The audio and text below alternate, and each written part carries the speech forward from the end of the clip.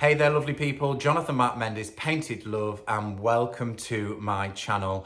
For today's tutorial, it's all about patina. Again, I'm focusing on the look of sandstone, something that may have lived in a garden for a very long time, but it hasn't, it's been painted. This will be one of those processes with lots of elements throughout, which you could break down and use over some of your larger projects, furniture projects, or even smaller items like I'm working on today. One or two brand new things that I'm going to throw in here that I've never done before. I've not even trialed, so you're going to see whether that's going to be an epic fail or it works really well. So let's take a closer look at the item that I am working on today.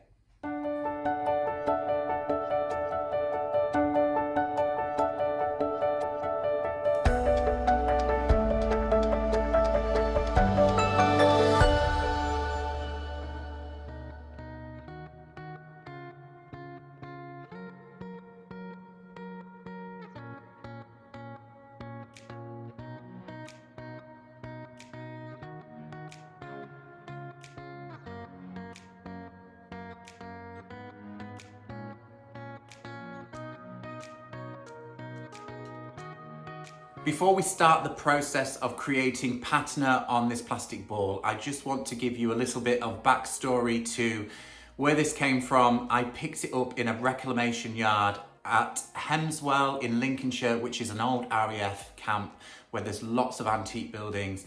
And I saw this knocking around in the corner and I thought that's going to be fabulous. If it's hard plastic, it's going to be wonderful for this kind of look. So I found the dealer and said, what is that plastic ball and how much do you want for it? And he said, I want £20. I knocked him down to 15. And then he told me the story of where this came from. So this is actually a Valencia beacon. It's a light shade for, in the UK, we have zebra crossings and pelican crossings. And this would have sat on a pole with an orange light in it and it would have flashed on and off for the crossing. So that's what it is. Unusual, yes, but I thought this would make a perfect project. It's nice and hard. It is plastic. It has dulled down. I could go over this with chalk paint straight off. I know that it would stick really well. But belt and braces, I'm going to go in with a primer. I'm going to be using my fateful tin of PX4, which you cannot see the logo on it. Ooh, just about. PX4 is a gripping primer. So if you've got something similar and you're working on plastic and it's quite shiny, then give it a coat of primer. So that's the first part of the technique and I'm going to start with applying that right now.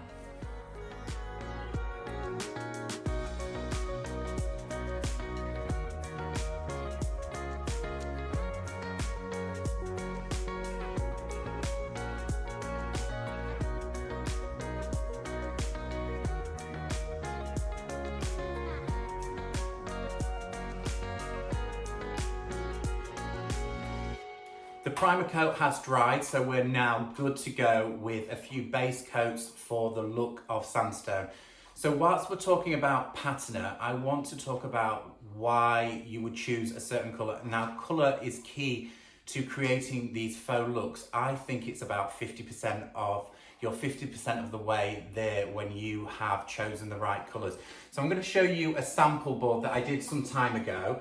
This is verdigris. As you can see, there's lots of things going on there. There is a few embellishments that I've added, but you can see the underbelly is actually graphite and enfleur.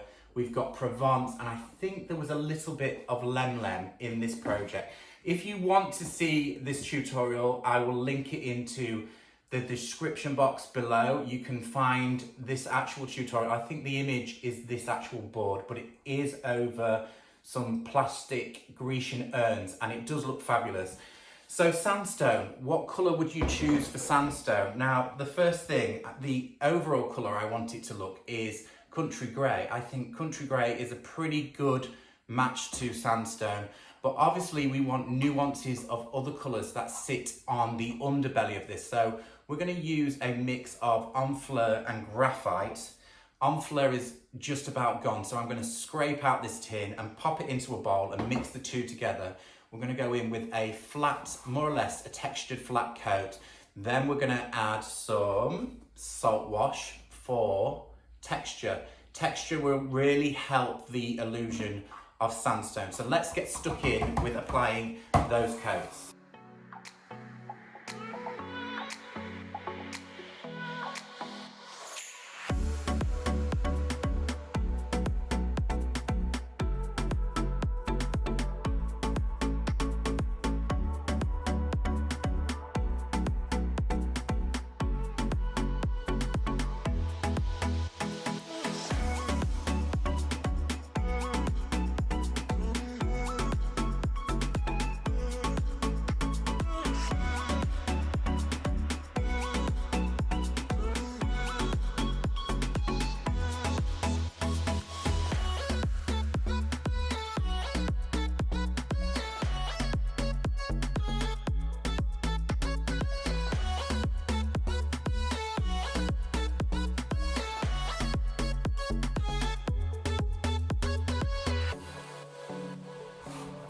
So we have a canvas coat on and it's nice and dry. So I'm going to take the surplus colour that I mixed up in the pot and we're going to add a touch of salt wash to thicken and add texture.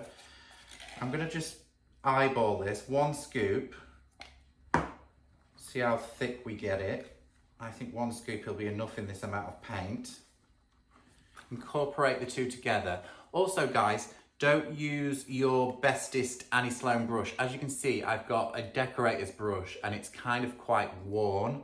The more worn the brush is, the better actually the overall texture will be. And with this being a kind of a flat brush, when you go in with your stipple pouncing technique, kind of twist your brush each time that you're pouncing on the surface because you don't want the same pattern to recreate over the whole piece.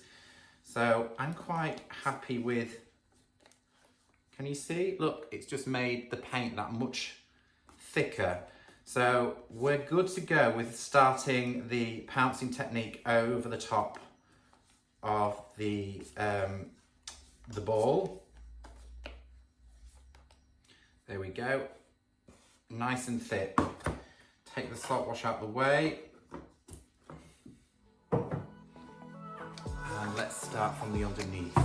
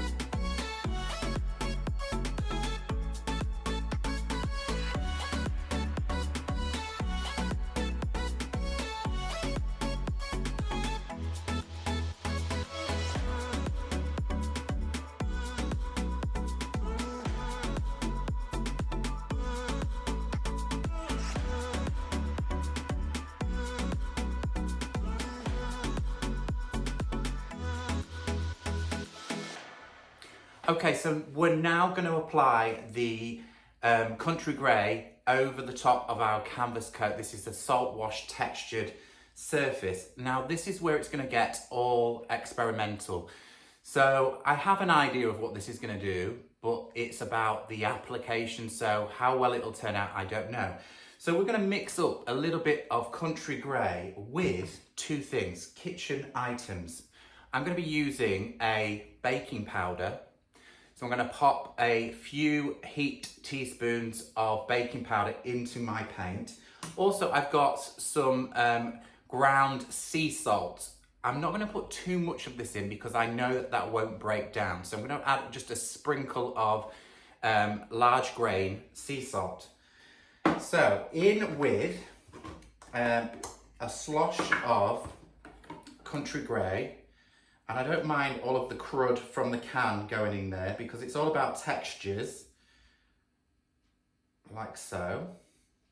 I've also got my very old brushes again for this. And I'm gonna lay the paint down and I'm gonna stipple. So it's gonna be a mix of laying and stippling. In with a sprinkle of sea salt in there. Not too much, just a few grains. We have a cat over there. Lily, come and say hello. You like baking? Lily, come on. Come and say hello to the people. You normally do. Right, so baking powder. In with the baking powder. We'll go with 2.5 teaspoons of baking powder. So mixing the two together. So much like the salt wash, it's kind of adding a thickness to the paint. I am going to spritz down with a little bit of water to get a bit of freedom and moisture into the paint. So a small amount of water, and then we can start with our painting treatment. Straight on to the surface.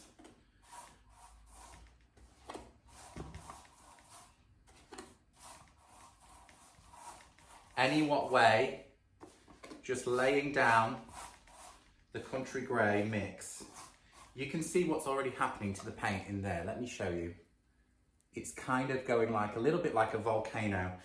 So on it goes. We may have to mix more. But that's okay. Underestimated how much paint we would need here. Let's get the top on anyway, and then we can do the edges.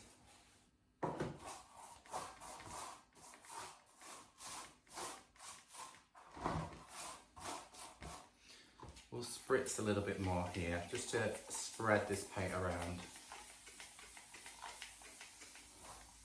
That's good. It really actually thickens the paint up.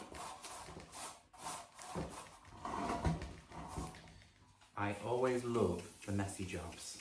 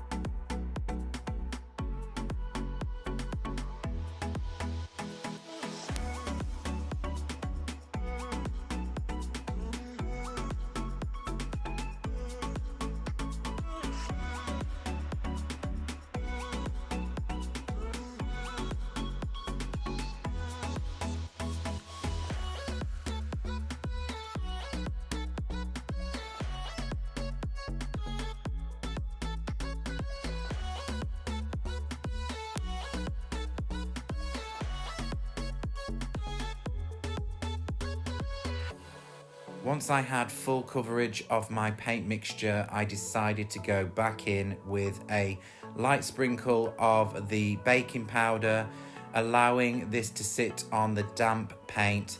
Then I'm stippling back into the surface and using my atomizer to allow this mixture to slightly foam at the surface.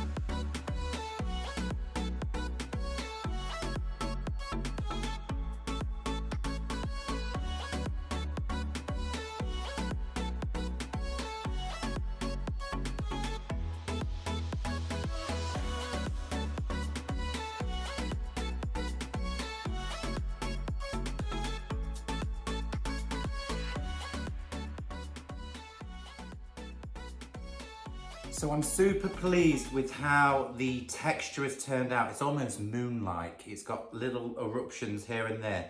But what I found is where I went too heavy with my baking powder, there's a little bit too much texture. I like it quite heavy on top, but I want to slightly smooth out some areas. So what I'm finding is just to take the country grey again and just apply a coat over the top, any what way,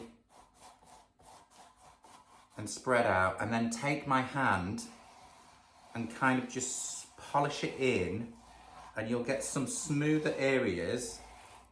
It'll fill some of the blanks. And then it should look really like it's been honed stone that has been eaten away by the elements over the years. So that's another technique for you. I suppose it's all about creating the right texture. And in this case, my hand is the tool.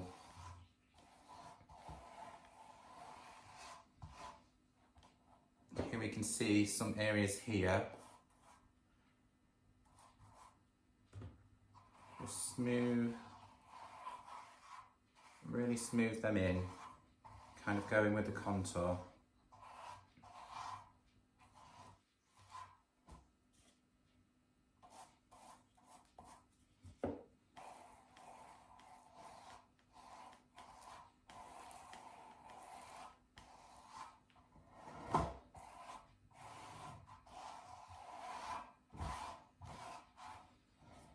Making sure not to leave any brush strokes, because brush strokes will basically make it look as though it's painted. So texture, and the palm of my hand is just smoothing down some of the indentations and giving it that real polished stone-like finish.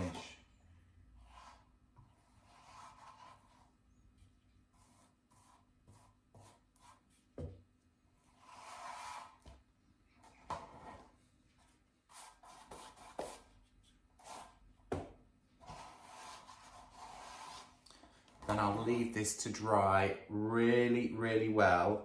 Probably I'm going to leave it for a good couple of hours so all of that material is thoroughly dried right the way through.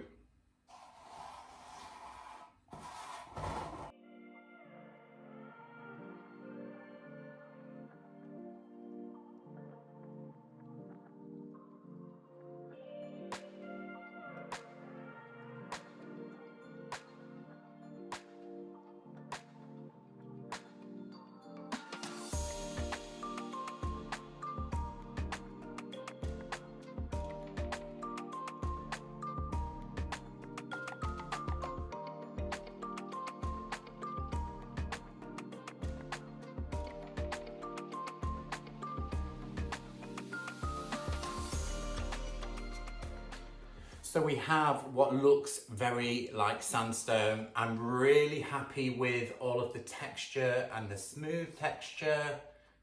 It looks really beautiful. So how do we age this? We're going to do some colour washing over the surface of the whole sphere, and we're going to use a colour wash of olive. So I'm going to mix up, I'm not going to measure too much, I'm going to mix up a little bit of olive into a container.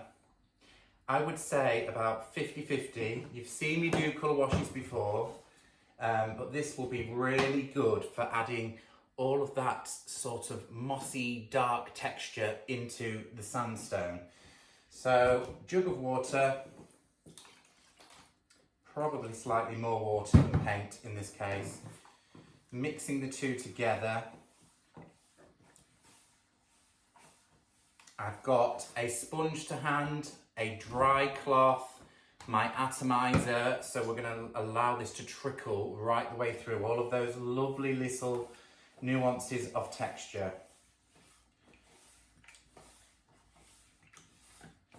Mix it really well, incorporate it.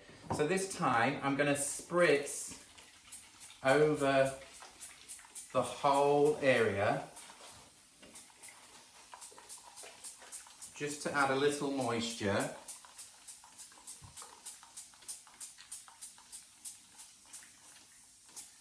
an atomizer is perfect for this job because it won't push too much water to the surface, just enough to moisten.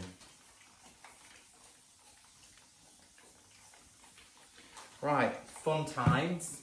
We're going to go straight in, all over. Don't panic, it will look heavy on colour at first, but just get really good surface coverage. Large brush. Use a large brush for this.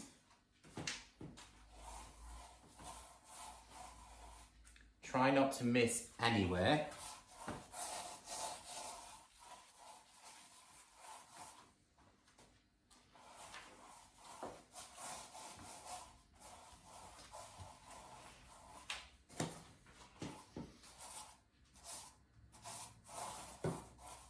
Already you can see just how amazing the colour wash is with this beautiful texture. We will be adding other colours in different ways in a little while.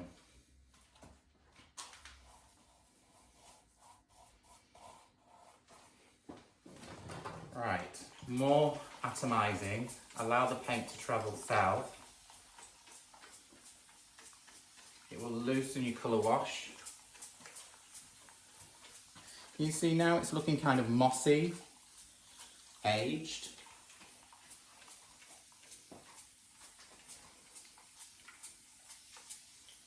So I'm going in with my sponge and I'm just going to offload some of the paint here and there. I'm going to leave one side a little bit heavier, so just lightly tap that side.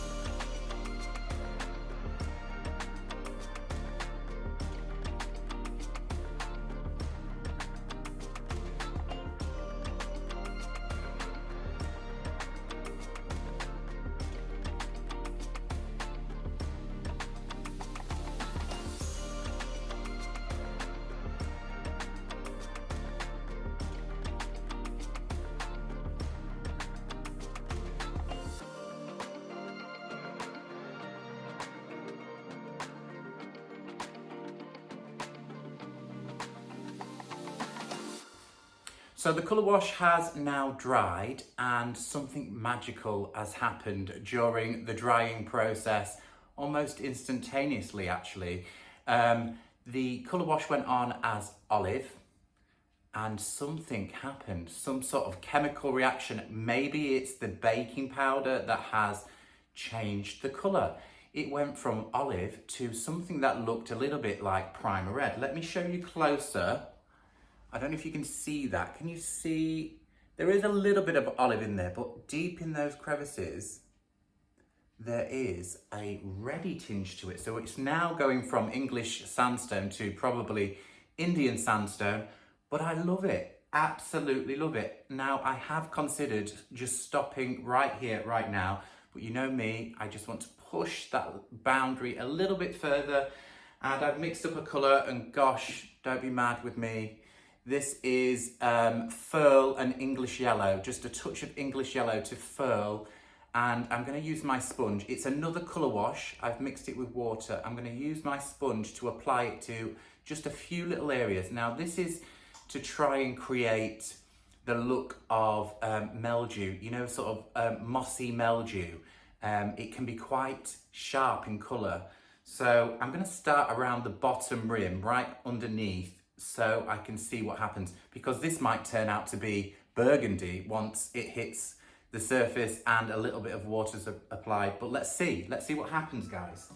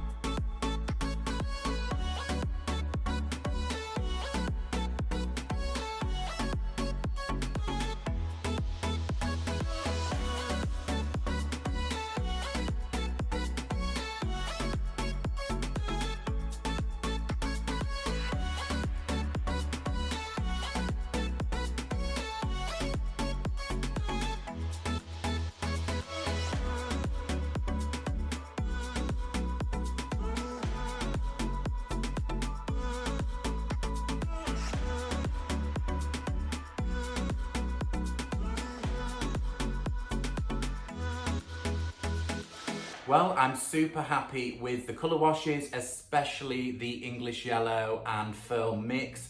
It truly does look as if it's been left outside and the moss has grown and discoloured the sandstone. Now, I want to push this to another level. I want to add some white tones to the surface, almost as if this stone ball has taken in moisture over years and then it's pushed out the natural salts in the stone. I may spoil it at this point, guys. So if you like this look, then just leave it here. If it's going outdoors, then I would place this in a very sunny position, because that will cure the chalk paint, it will harden the chalk paint, and it will be good. Do not put wax on, because wax will seal in the chalk paint and then it will want to push things out. So don't do that. If you want to seal this and use it for indoor purposes, which I'm going to, I probably will use a light coat of clear wax with a brush, and I will not take it off with a cloth because I want it just to seep in there and stay rather matte. So onward to this salty texture. I'm going to use salt wash again. It's a powder. I've decided that I'm going to sponge on a few areas of glue to apply this and sprinkle the salt wash in.